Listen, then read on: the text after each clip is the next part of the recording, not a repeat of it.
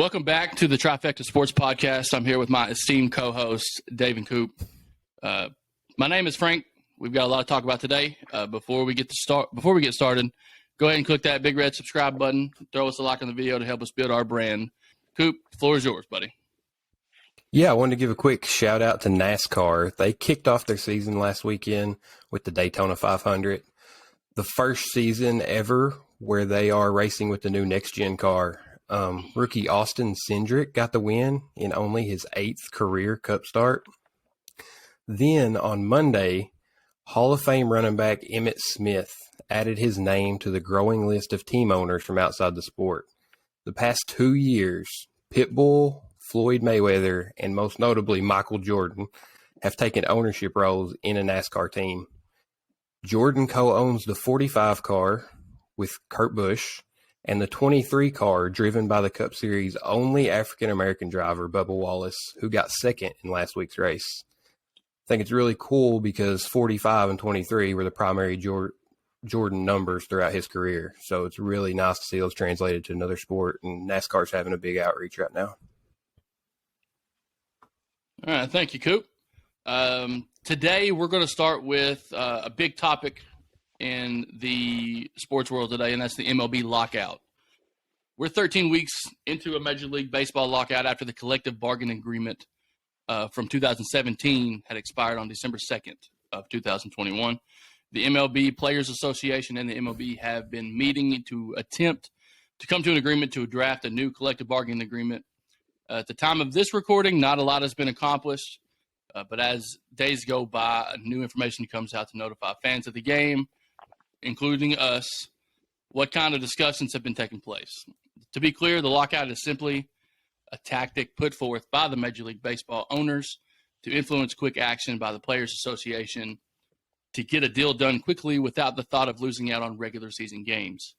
As we approach Monday's deadline of, February 28th, then the season will not start on time if a collective bargaining agreement is not drafted and signed and put in place. Unfortunately, pitchers and catchers were already supposed to be reporting to spring training on February the 15th. Opening day is currently scheduled for March 31st. From the looks of things right now, that day is in jeopardy. The MLBPA and the MLB have until Monday afternoon to get a deal in place. So we're going to talk about what is holding up everything. What are the players looking for? What are our owners looking for in terms of a new collective bargaining agreement? I'm going to start off. The talk between the sides on basically surround core economic issues, including the collective balance tax, the competitive balance tax, which is a fancy word for saying the luxury tax, pre-arbitration bonus pools, and minimum salaries. Currently, the CBT, which is the collective balance tax, or the competitive balance tax. I'm going to screw that up 1,000 times. The competitive balance tax, which is the luxury tax, or a salary cap in baseball, increased from $195 million in 2017, and it increased every single year up until the end of the current CBA expiration date of 2021 at $210 million. Currently, the Major League Baseball Players Association is seeking to raise the threshold to $245 million in 2022. And of course, that will increase every year in terms of the length of this current CBA.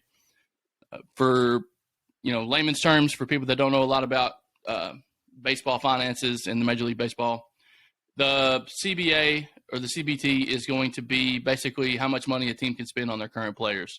We saw an impact with the Mookie Betts trade with the Boston Red Sox when they said, we can't afford to pay him. We'll take a huge penalty for going over our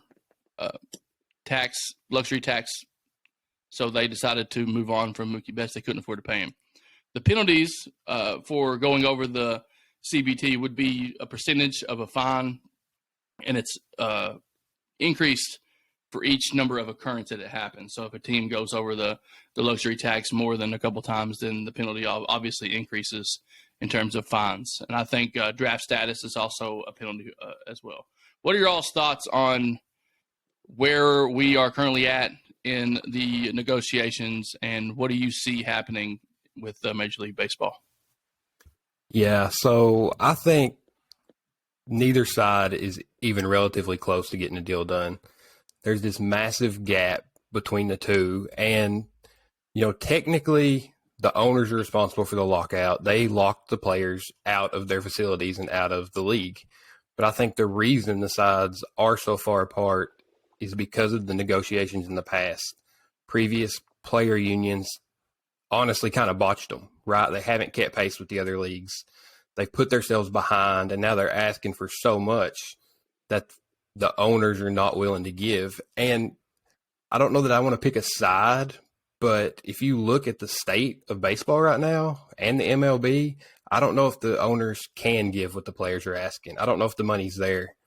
This league is the bottom of the big three in revenue per player.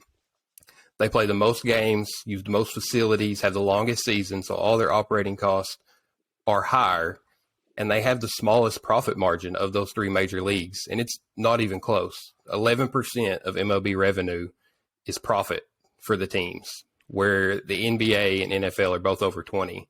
So I think they have to come to the realization that, unfortunately, baseball is having a dip in viewership. It's not as popular as it once was. The game's slowing down, right? Pace of play is getting longer. Last season, 36% of plate appearances did not even end in the ball in the field of play. It was a walk, a strikeout, or a home run. And I think we can all agree it's much more exciting to see a double play turned or somebody legging out a triple or diving catches. Like, those are the plays that fans get excited about, that get the reactions. And until they realize that baseball isn't moving forward at the pace of those other leagues, I don't think they can ask and try to compare themselves to them. Yeah, you make a lot of good points there. Yeah, I would agree 100% that baseball is definitely the smallest. Baseball, kind of gets dragged through the mud in the big sports media industries where, they have taken the steps to try and make the game better, which I think honestly has made it worse. Like the whole, a pitcher has to face three batters rule. I think that's absolutely terrible. I think it's stupid. But what we've seen, Frank and I played baseball in high school, and the game has changed so much, not just between the lines, but just in how specialized everything has gotten. I mean, I know when I grew up, every weekend was going to a camp or going to some catching practice or something. But now you're seeing there's more light on how, like, the Dominican Republics have these baseball leagues or schools where kids are 5 years old and that's what they learn to do, and then you end up with Juan Soto, who is Yeah, 19 years old and winning World Series for you, and he went and Yeah. just turned down what he just turned down like 350 million before this lockout. it was So like a 13-year deal or something yeah, along those lines.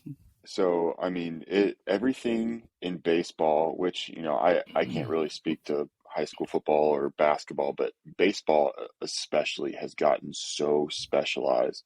And there is, high school baseball is probably on the downside right now because kids care more about their summer ball teams and getting that exposure that high schools, I mean, unless you're in the state championship, you're probably not getting. So, and I think that's kind of what's culminated or brought us to this point where, the owners, they have to pay to get good players. I mean, we saw the Dodgers basically buy their championship 2 years ago. And now players know they're able to get that money. I'm looking at the tweets. I don't know if you saw what Walker Buehler put out there, ace for the Dodgers. Put this up there, then deleted him, so he's smart. But, this isn't millionaires versus billionaires. This is workers versus owners.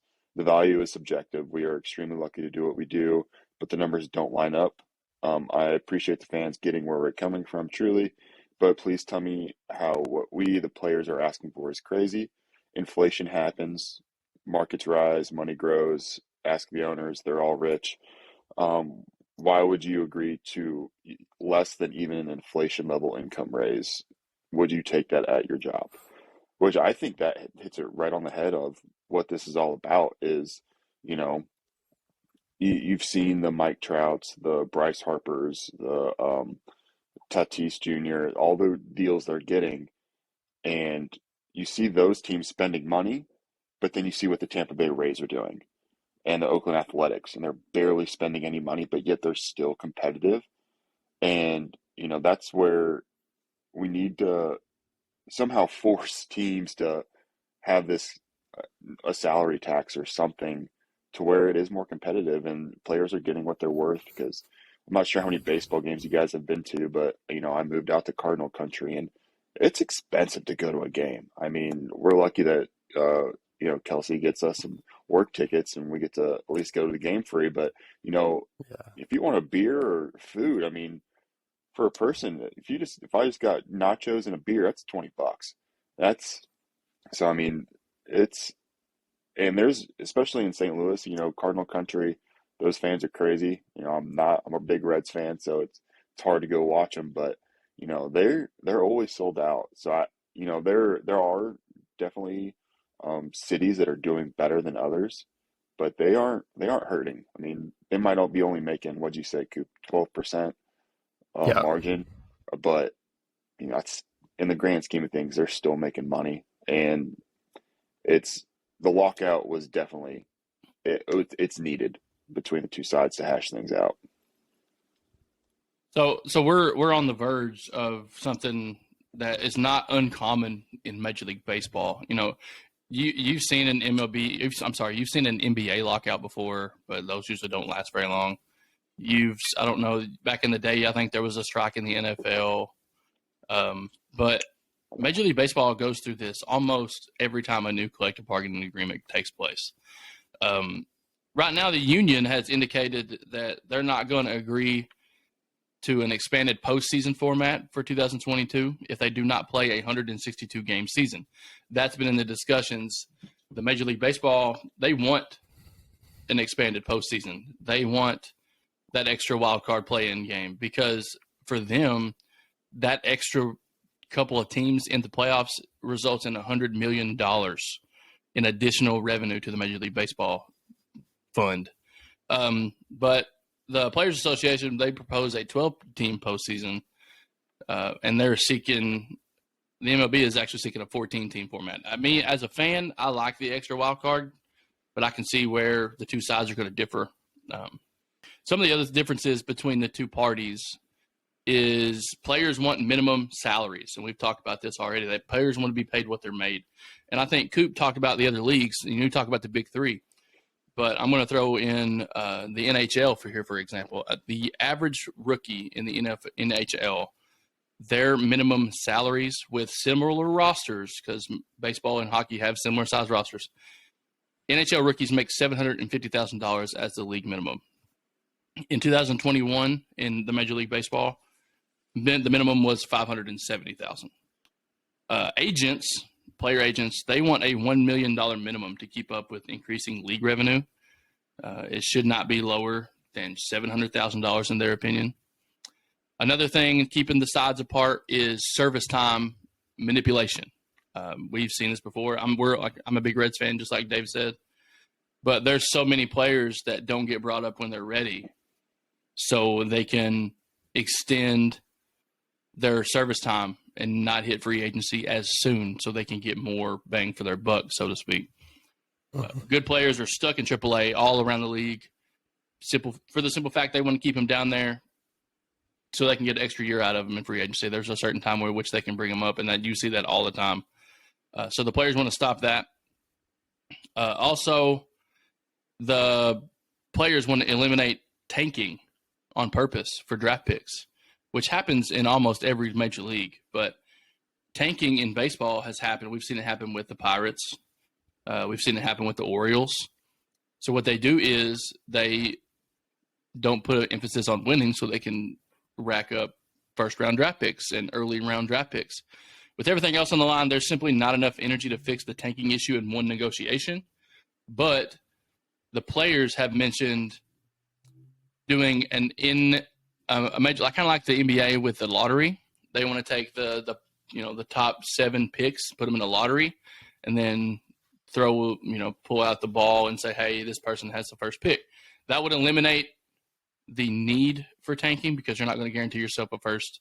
You may not guarantee your first 7 picks. You might be the last of the 7. So that would deter some problems with that issue. Yeah, I would touch on the tanking part, which I think is kind of funny to think about when you talk about baseball.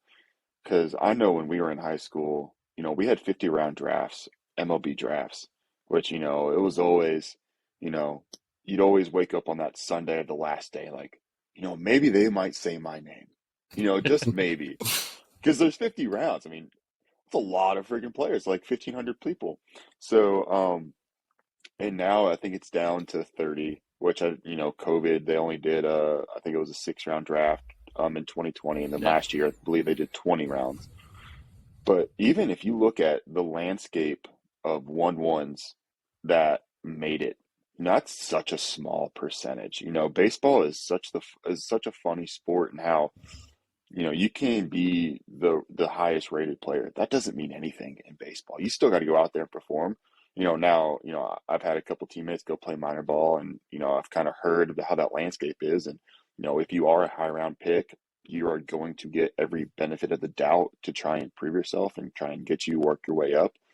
But even then, even though you got the 1-1, it doesn't mean it's a can't miss. It doesn't mean you can't miss, swing and miss. So I think the tanking part is the thing that frustrates me most as a fan. Is you see the Red Sox, the Dodgers, the Giants, the Cubs. They're the teams that, every trade deadline, they're the ones that are active. You don't see the Cincinnati Reds going and making a splash.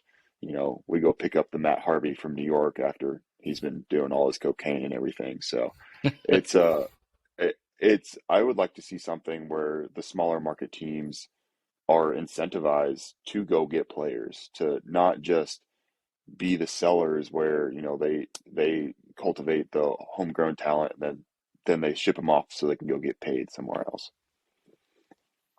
A lot of that comes back to the individual salaries again, right? So the basis that the players union is asking for is all these increases on numbers, the luxury tax, arbitration eligibility, minimum salary, but it all comes down to individual contracts on an individual basis.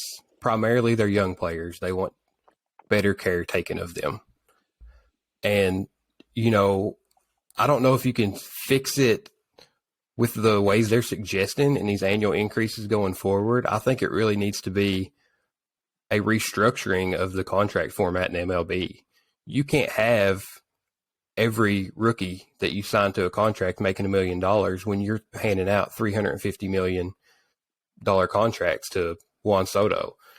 Maybe it's not, you're going to have your cap. You're going to have that luxury tax, but maybe you look at putting caps on individual contracts. That's going to create parity, right?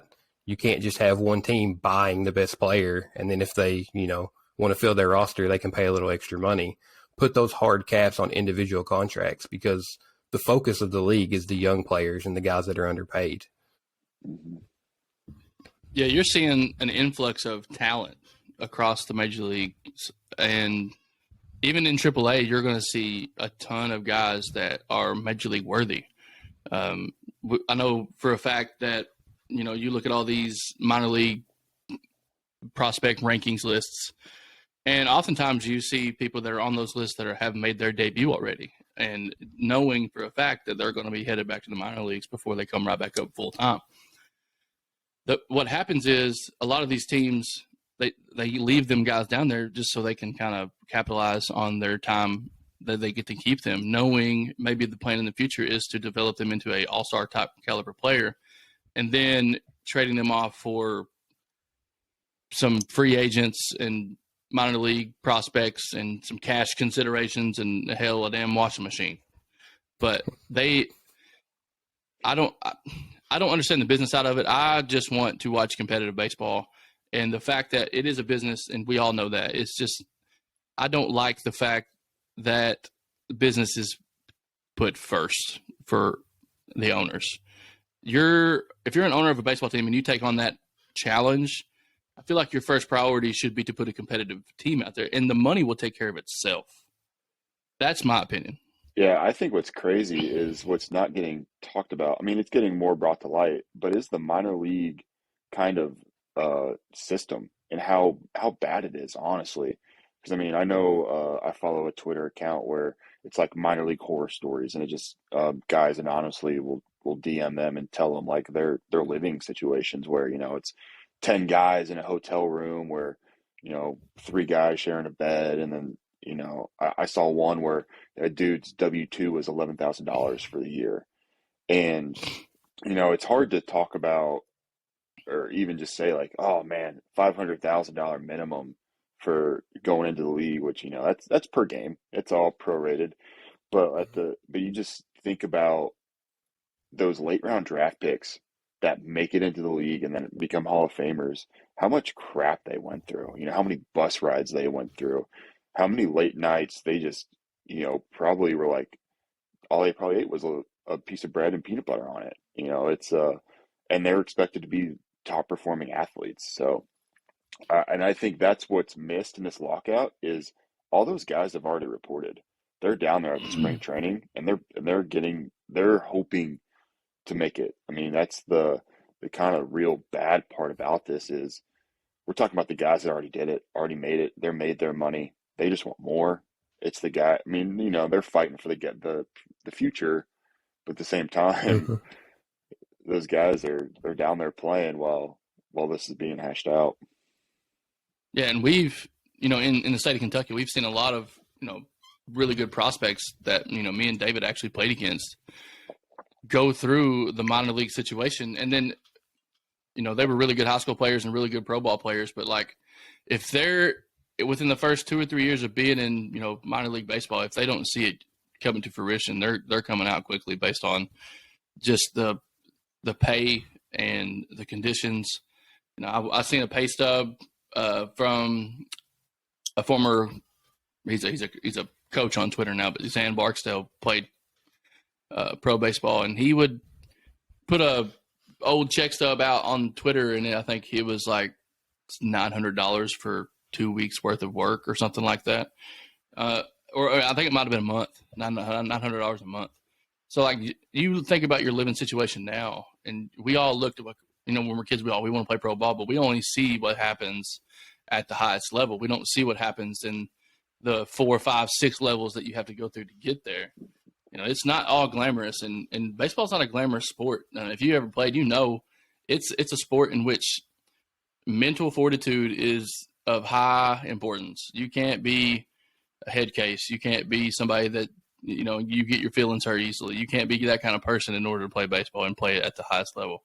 So these guys, once they get to the major leagues, they've been through some shit, and they've seen a lot of things that a lot of us normal people don't see or they have to go through. They're professional athletes living in poverty. You don't really see that in any other sport. So I feel for them. That's why we're talking about it. The lockout hurts these guys more than it does the guys that already have money stashed away in the bank. They have these big nice cars. Yeah. Don't get me wrong. I know they want to play ball, and that's what they grew up loving and wanting to do. But those guys are all right. The ones below them, even the guys in AAA. I mean, you've driven through Louisville. You saw the Bat Stadium. There's nothing in Louisville that's extravagant. It's a huge city, but like there's nothing that's going to jump out at you and say, hey, that guy makes a lot of money playing professional baseball. Yeah. So that's just what you got to hope is that, as they start to compromise and get to a resolution here, that those minor league players are included in the deal and they're represented, and because I know there was a lawsuit by a firm out of St. Louis 2 years ago. I'm not sure if that's still got legs or not, but you just hope that those minor leaguers get taken care of and they get so that conversation can go away. And any year they can just up and say, hey, this minor league market, for example, the Lexington Legends, we're just not going to affiliate you with the team anymore. We're going to let you go. So now an organization like the Lexington Legends have to, audible, and they're an independent league team now owned by Brandon Phillips, among other people, which they've landed on their feet, but there are a lot of teams that haven't, minor league, baseball in Kentucky is huge. We love our baseball here. And, people want to say we're a basketball state, but like youth baseball here in the state of Kentucky is running rampant, to be, quite frank. And people love their baseball, but if you talk to a baseball young baseball player under the age of 17, they'll tell you right now they don't watch baseball. They just play it. Yeah, and I think two things with that minor league system. One, like you said, baseball's huge in Kentucky. We don't even have a pro team. It's becoming a regional focus, and those fans are transitioning to those minor league teams in their regions. You know, I've watched more Lexington Legend games in my life than I have watched MLB in person. And this week I bought a Richmond Flying Squirrels hat. No, yeah. Those minor league teams are growing in popularity, even though, like you said, those players are kind of being forgotten about in the big scheme of things. The only mention I've seen in this negotiation about minor league was with that tanking conversation and limiting the transitions from AAA to the majors, sending players down, you know, at the end of the season, sending them down 5-6 times. And in the update I saw on Friday, the union dropped that request. That was something they took out of what they wanted, you know, trying to make way with the league.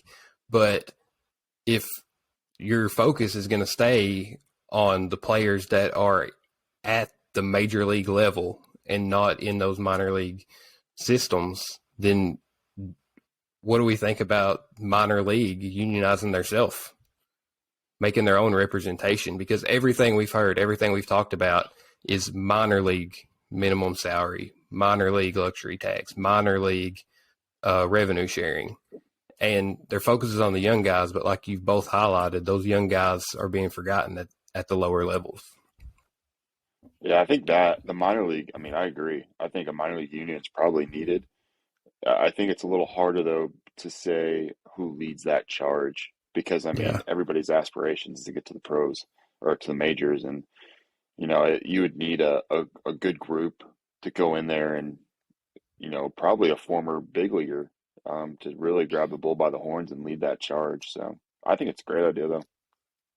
Yeah, that's definitely something I would like to see happen. I could see Corky Miller being the guy to lead the charge in terms of maybe representing the Reds minor league organization. Because I think currently right now he's a career minor leaguer in the Reds organization, but now I think he's actually on the managerial staff for the Dayton Dragons, if I'm not mistaken. Or Yeah, I'm pretty sure he is. Something like that. I've been to a couple of Dayton Dragons games, and I watched Jay Bruce, Chris Heisey back when they played for the Dragons. And you could just see that those guys are future pros, but there's a lot of guys down there that you'll never hear of again. You know, they've made a career out of being a minor leaguer. And if based on what we said, once they quit playing baseball and they are a career minor leaguer, what do they have? They don't have much. You know, unless they come from a decent family, you know, some of them work jobs in the off season. That's just kind of unfortunate. And with a sport that I love a lot and love to watch, it's kind of disheartening when you see that. And I think it starts at the top, like we've talked about. You know, the players want more, obviously. The owners want less and to make more. So, yeah, and I know that, you know, my college baseball coach, he had his time with the Twins, but, you know, I think he did like 8 or 9 years in the minors. And I think one of the biggest things that he talked about was time of service for their pension, because they actually have a pretty good pension. And I think I'm looking it up right now, but in order for a major league guy to earn a lifetime pension, they have to be on the big league roster for 43 days. And I know that he talked about that because he was up late one year, and he said that was the only thing on his mind was, how can I make sure I am here for 44 days to make sure I get a pension? And I think even the minor league has one as well, but I can't find it right now. But I think that's also something to think forward for the minor leaguers. You know, maybe reducing that pension to make it more incentivized for guys to stick around and try and see how far they can go. yeah, I have a graphic that I'll put up here on the screen and let it hang around for a while. But basically, it has the different CBT tiers, and then it has a red line for the average team revenue for the entire MLB.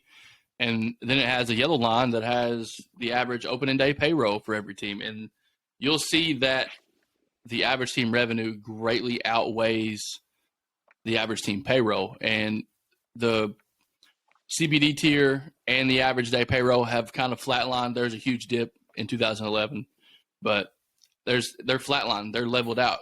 But the average team revenue is on a steep incline, a steady incline, and it doesn't look like it's slowing down anytime soon. So we're talking about, revenue shortages in the game of baseball. Where's the money going? That's what I want to know. Where's it all going to?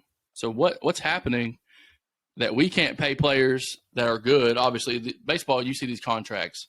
They're outrageous. They throw money at players. They're the biggest contracts other than professional soccer. Your Messis and your Ronaldos and all those guys, they get paid big bucks. Don't get me wrong. But baseball players that have been in the league for 2 years, I think Mike Trout is massively paid, well worth it, by the way. Soto is going to get paid, well worth it. Mookie Betts, well worth it. All those guys that are getting paid these humongous salaries, they're doing okay. But that's a top 0.01%. That's not everybody. You have starters that plays on, championship level teams that they may make $1 million a year, but they're really good baseball players and they contribute to major league championship teams. So I think that there's a big fluctuation in worth and readiness, and I don't want to say fair because life's not fair, but there's a huge disparity. I think there's something there that could be fixed to help levelize labor costs, in my opinion. Yeah, I got a couple things on that. One, I think baseball has the highest operating costs. That's where a lot of that revenue goes. They have a stadium that is the least versatile for other events. They have the longest season. I mean, you're talking about all the people it takes to run that stadium, turf maintenance, all your staff on your team. But when you're talking about those individual contracts, the star contracts, and I would like to see this in every sport. This is just my idea. I haven't read about it anywhere. I think they need a cap on individual contracts, which other sports do have. NBA's got the max, the super max if you're signing with the team you've played for X amount of years. But if you truly have a star, that polarizing player, then build into that contract, once they have their player max, some type of revenue sharing deal individually with them and your team. Like, how much money has LeBron James made for the Lakers? He should still be at the league maximum with other players in that league so that the salary is distributed evenly and those younger players are getting their cut, and then give him a cut of the revenue he's bringing to your team. Same thing with Mike Trout. But on a popularity basis, you talk about the three biggest stars in sports, probably Mike Trout for baseball, LeBron James for basketball, and Tom Brady for football, right? Those are the three names you associate as the best in their sport right now. Poll of just random people on the street, 74% knew who LeBron James was. 76 knew Tom Brady. 22 knew who Mike Trout was. 22%. That's so I think that's the problem. He's a baseball star. I agree. He is. It's hard to say he has the polarization of those guys in other sports, and those other sports are capped individually. Baseball, and you guys correct me here because I don't know a lot of detail, they don't have an individual cap. No, they don't that I know of. Even the luxury tax that we talked about earlier, that you can go over the luxury tax, you just have to pay a penalty. And if you do it more than once, your penalty increases. So you'll see teams go over it if they feel like they can, address the penalty. That's probably what happens to a lot of teams that are thinking they can win a World Series. They'll take a penalty to win a World Series. Yeah, I mean, you just look at the Dodgers and the Yankees. I think those are the two. They're always buyers. They don't care about that luxury tax. They're in the big market cities where Sunday night baseball is always going to be there. So I think it's a good point, Coop. Mankind is very smart these days. You look at, I just blanked on his name, but the Mets guy who gets paid $1 million every year. Bobby Bonilla Day, and he, 20 years ago or however long he worked on his contract, he didn't defer his money. So, there's definitely different ways to structure contracts to where, hey, don't include this in my salary, but, kick this to me in a different way. So I definitely agree that contract structure could definitely be, improved or switched up a little different ways. So yeah, we can sit and talk about baseball all day long, and I wouldn't care a thing about it. But the show must move on to a different topic. So we all love college basketball season, and March is next week.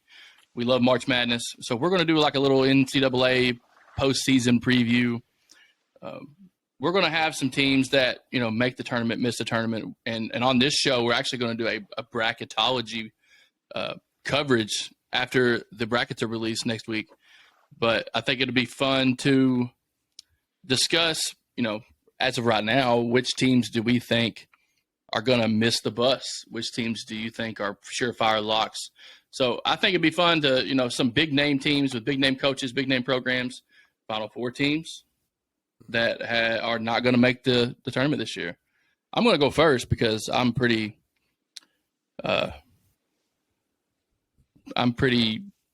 certain that the Memphis Tigers are not going to make the NCAA tournament, and here's why.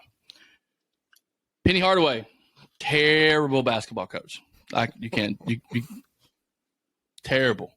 And I'm a Kentucky fan, obviously. So it's pretty easy for me to say that when you have top recruiting classes year after year, it's hard to win games.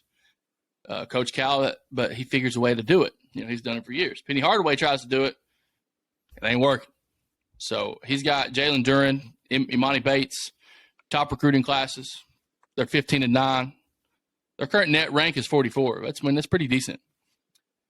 They can win out and possibly get an at-large bid, but they really need to win the American Conference for an automatic bid to secure a spot.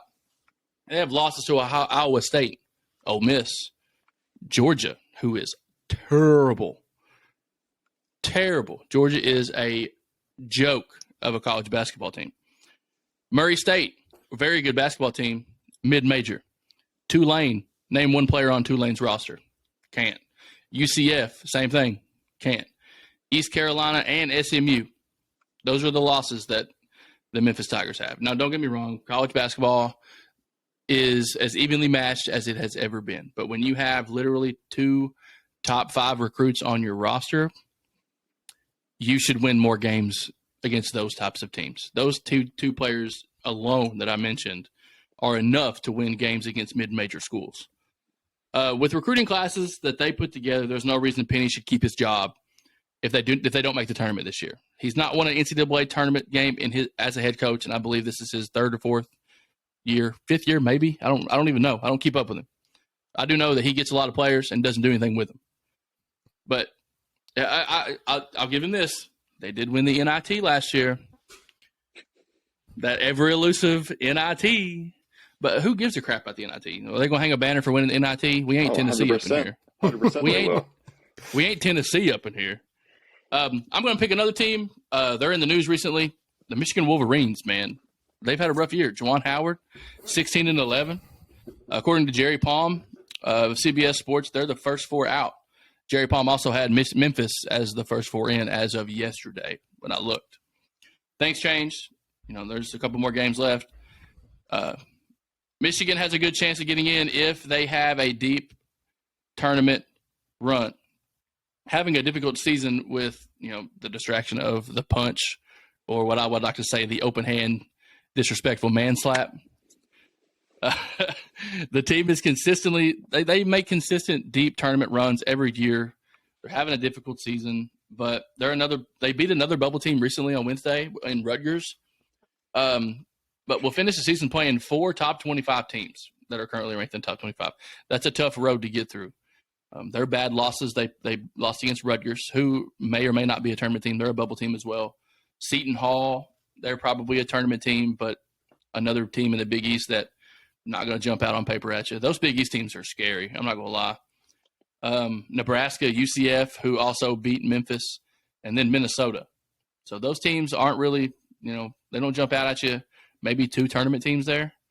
But Michigan and Memphis both, I don't think, in my opinion, either of them make the NCAA tournament. Yeah. What are y'all's picks? Well, I want to touch on, Penny is trying to be the John Calipari. Cal was there, and I think it was like 06 through like '09 or something like that. And, if you're going to try and be like him, you got to do a better job than what he's been doing. And my take on Michigan is, for whatever reason, everybody loves the Big Ten. And I'm in Big Ten country here in Illinois. And, watching those games, I can't tell if the teams are just that good or if they're just, they're so bad, they just play each other so tough. And people just love the Big Ten. So I think Michigan does have a chance of playing their way in, depending how they finish the season. But, respect to Juwan Howard for, slapping a man. That's so gangster. It's so good. It's so disrespectful. I want to throw one thing out on Memphis before we move on. They did beat Arizona this season. So that's a huge win. That's a 1 seed unanimously for everybody right now. So something to watch. I do think they're a bubble team. I wouldn't be shocked either way, but that Arizona win usually is a win that sticks out to the committee. Yeah. I just think Penny Hardaway's a baby. And Frank, you're just mad that we lost out on some recruits. It's okay. It worked out for the better. Would you want to have anybody playing over Oscar Tshiebwe right now? Absolutely not. The dude's going to win Player of the Year. Oh, hands down. It's not even close. It's going to help it. It's going to help us out as a Kentucky fan. It's going to help us out because we can possibly get Oscar back for another year. All of our backup bigs come back, and they're getting valuable playing time right now. So it's going to help our team later on. Usually, when Coach Calipari loses out on a recruit, it's for a good reason. Yeah. Except for like when you're like Zion and RJ Barrett and all those guys. Those are different guys. But when we're up to the last minute, Andrew Wiggins is another one that comes to mind that you can put in that category that we thought we were going to get, but we didn't. When you put, recruits up in that final last 2 and they end up not picking Kentucky, for some reason I think Cal's like, hey, you know what? You might need to pick that other school. That's my opinion. Because when we lose out on those recruits, you don't hear a lot about them. But other than there are exceptions of the ones I mentioned. But Coop, who are the guys that you have that are on the bubble that may not make it? Yeah, so this one hurts my heart. It really does. But I'm going to add one more bad loss to that Michigan team that you just rattled off, and that's UNC. I really don't think my North Carolina Tar Heels are going to make the tournament this year. I don't think the ACC is strong at all. I don't think they're getting 5 teams in unless, a wild card wins that ACC tournament. Carolina is 1-4 this season against ranked opponents. That one win was when Michigan was ranked. They're 1-7 in quad 1 games, which, the quad system, that's big for the committee. That one win was against a bubble Michigan team that's no longer ranked. Their leading scorers averaging 3 turnovers, shooting under 40% from the field. They play NC State today, which is a winnable game. They should win that. But then they finish with Syracuse and Duke at Cameron. This is not a team that's built to play Syracuse. They don't shoot the ball well from outside. They're inconsistent.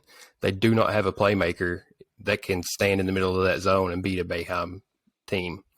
I think they dropped both those games. I think it's an early exit in the ACC tournament, and they missed the big dance for the second time in 3 seasons. Then the second team I have is a Big East team, Creighton Blue Jays. Most brackets have them locked in pretty solid right now. They're a 9 or a 10 at, most sites when you check. They're tied for 3rd in Big East standings, which is a team that probably gets 6, maybe 7 teams in. But they have number 8 Villanova, number 11 Providence, and a Seton Hall team that beat them by 19 earlier in the season in their last 3 games. They also lost Ryan Nembhard this week, starting point guard, leading the team in assists, scoring double-digit points, and playing the most minutes for them. I just I don't see Creighton. I see Creighton losing their bid in this last week. Yeah, like I said earlier, the Big East, those are teams that can play some basketball, and they're not really considered a Power 5 team. But I think that in terms of basketball, they're the teams that you got Villanova. That's all you need to say about a Big East. But they're the teams that you love picking in brackets. You love picking those teams because they're always your mid-seeded teams that can cause an upset. Those are your 12-5s. Those are your all those, maybe a 15-2. Like, you love picking those kinds of games because those Big East teams, can play ball, and that's a tough conference where they play each other every week, and they're always back and forth. Dave, who you got? Well, just to touch on the Big East, I mean, you could almost make a statement that Pac-12 isn't a Power Five in basketball. Big East is Power Five. I mean, I'm looking at Joe Yeah. Lunardi's bracketology right now, and he's got 7 Big East teams in. He's got 3 Pac-12. Yeah. You better watch So what you say about the Pac-12. Bill Walton come get you. he can come get these That's hands. a I don't care. champions conference. That's a I mean, champions conference, he I says. mean, when was the last time they won a champion? I mean, I don't know. UCLA back in the day? Exactly. So, all respect to my boy Johnny Juzang. I wish he would have stayed at Kentucky. He would have. Oh, we would have been him and Grady on the same team. Whew. God. But, he did what he had to do for himself. So, I mean, it's all good. But I mean, that's just where I look at the Pac-12, and I keep seeing Arizona up there, which I know they only have 2 losses. And I know one of that was at a good Tennessee. And I think you said the other one was at Memphis, right? Somebody said that earlier. They've So, got 3 losses, I think. They've also lost to SMU. yeah, so an SMU's up there. I mean, they might make the tournament as well. So, but then you look at the Big East. I mean, just rattling off I know whenever I was a kid, Villanova, UConn, Georgetown, Seton Hall, Marquette, like the Big East Providence. is loaded in basketball teams that have like storied, or storied programs. So you could almost make the point that Pac-12 is on the decline of Power Five, and put the Big East in there when it comes to basketball. So Yeah. That's a good point. yeah, but moving into my team, Frank kind of teased him earlier.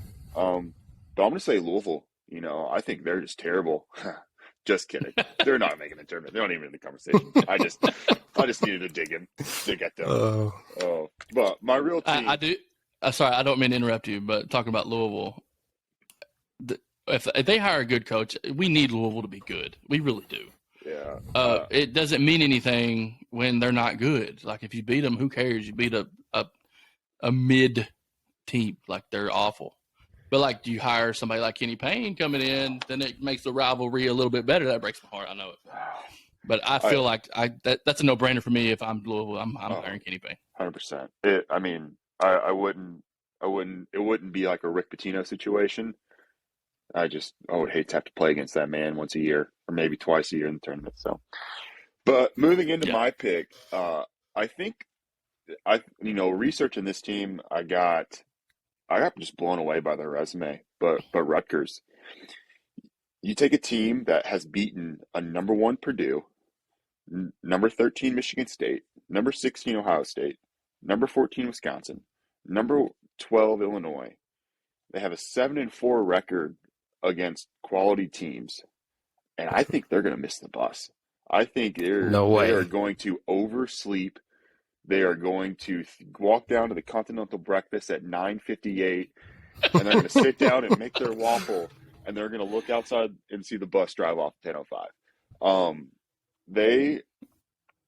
They're good. Don't get me wrong, but I think they are going to get cold at the worst time. And I think they have some bad losses early in the year to DePaul, Lafayette, UMass, Penn State, and Maryland. Not real strong basketball programs right now.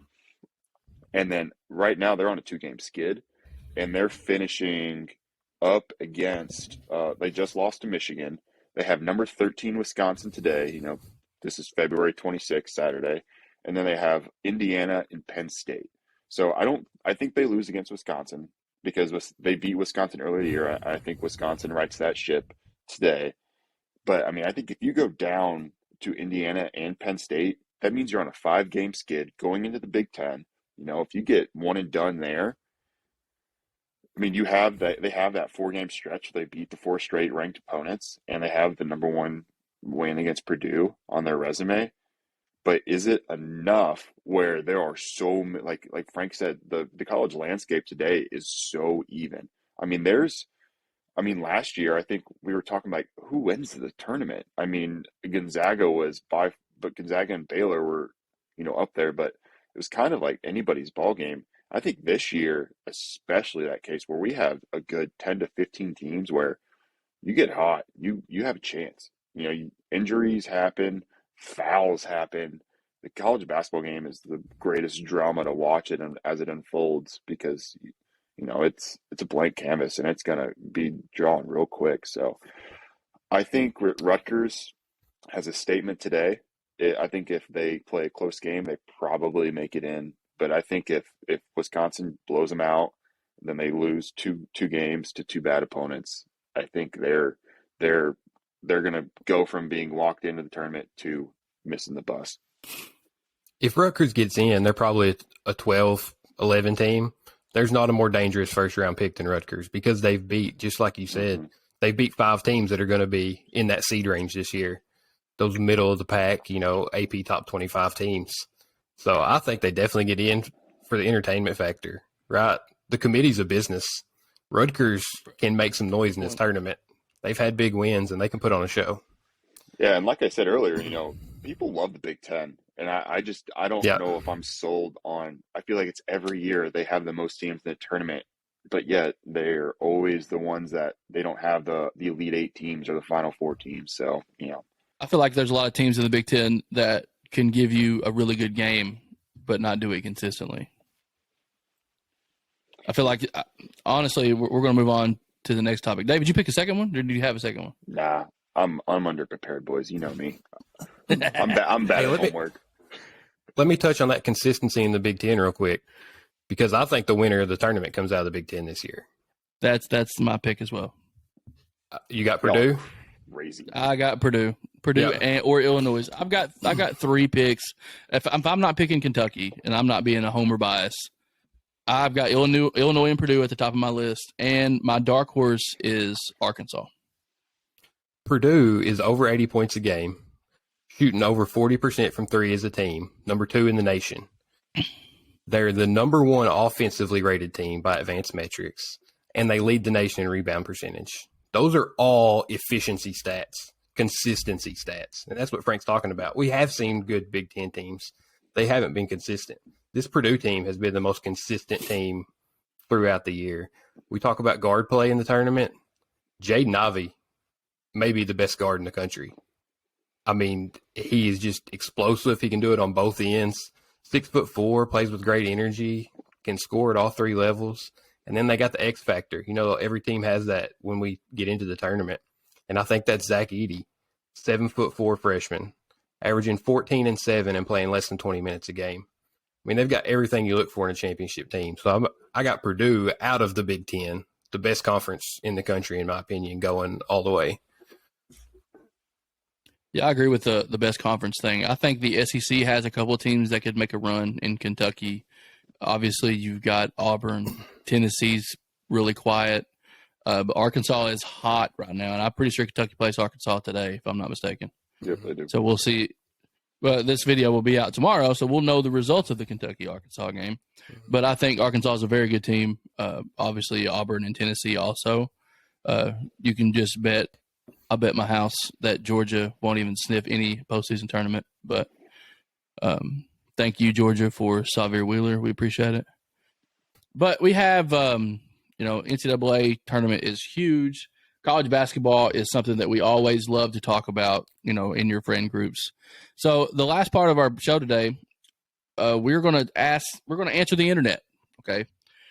Our question today is, which current college basketball coach would you want to coach your favorite team other than the one you currently have? Who wants to go first? Yeah, I'll jump in because I've got a wild card here. I'm going to give you guys kind of a trivia question. 2 teams this season have held Gonzaga to under 70 points. And I'll give you the first one. Power 5, Texas Tech, held them to 69 in a neutral court 14-point loss. Can you name the other team that's held Gonzaga to under 70 points this season? I know this because we talked about it, but I'm going to see if Dave knows. I don't know. Gonzaga's played. They had a hard non-conference there at the start. This is a non-conference team, and you'll know the head coach of the team very well. All right, Coop, go ahead and say it. I know the answer. It's in Texas. Chris Beard. Head coach, Bluegrass Billy Gillespie, Tarleton State, held them to 64 points in a 9-point loss at Gonzaga. Only 3 teams this season have played Gonzaga to a 10-point game. Duke and Alabama beat Gonzaga, and Tarleton State had a 9-point loss. So just shout out to Billy G there. I would never want him to coach my team. I just found that fact and really wanted to share it with you guys because Gillespie is still alive and well and working his way back towards the NCAA tournament, which he is not eligible for until 2025, but keep an eye out.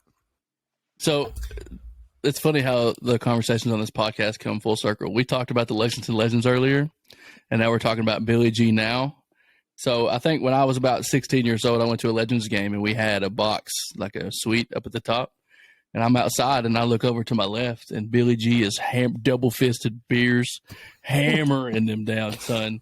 Watching the Legends game. There might be 12 people in the stands, but I'm sitting beside Billy G at 16 years old watching him just double-fisting them, son.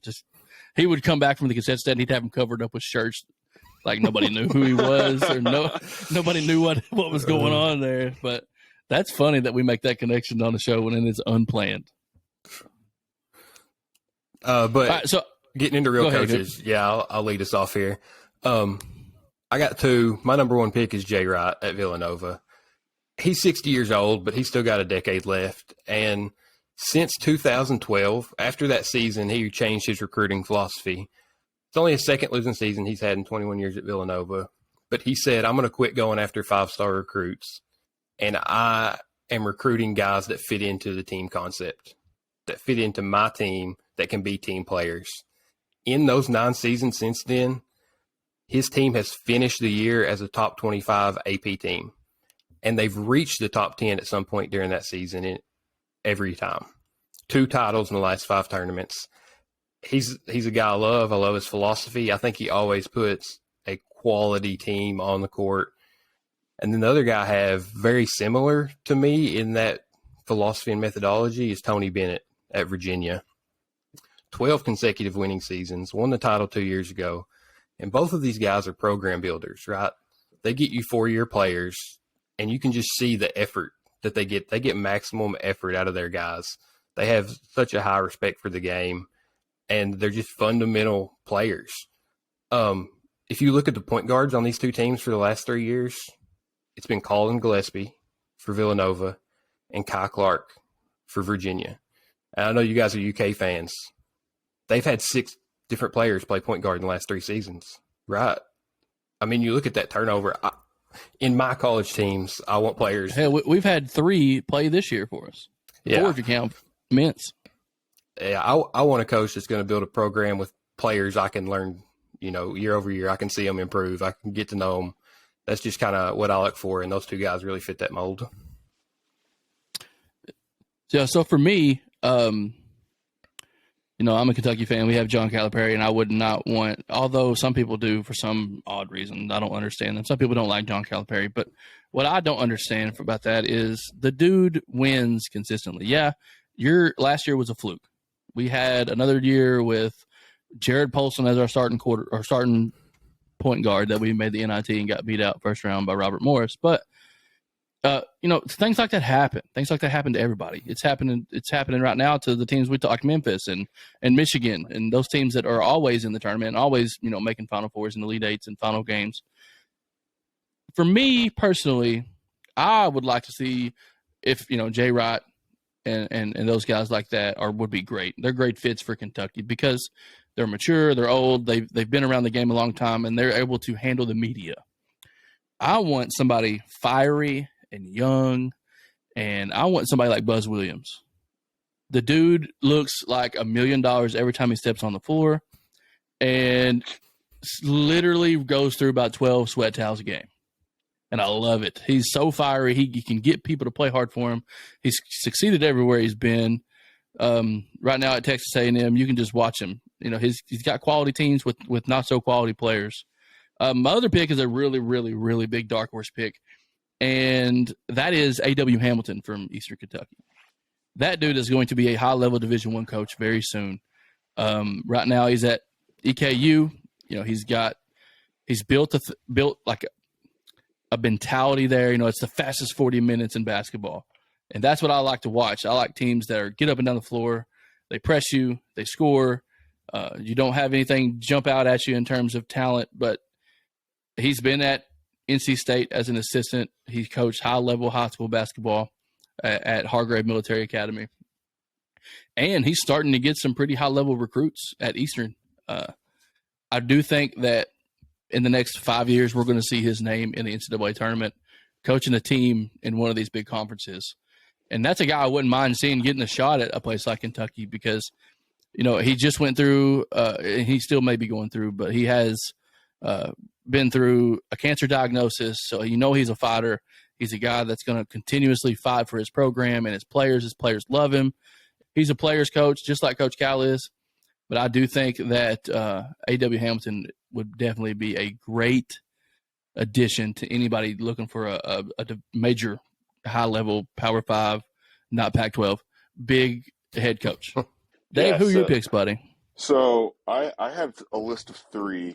I'm going to pick the one I want to go with, but before I pick, I feel like we got to give the 2 the credit they deserve, and that's Bill Self and Coach K. I think those are 2 Hall of Fame guys that I'm a big Kentucky fan as well. And, if we have John Calipari, I know he'll leave us at some point, but if we could ever get 2 guys with resumes like Bill Self or Coach K to come in to replace Calipari, I mean, that's definitely a no-brainer. They are at their own blue bloods in their own right. And they have been there and done that. And, Coach Williams was the other one, but, sadly he retired last year. So, but the guy, I would add Tom Izzo to that. Yeah.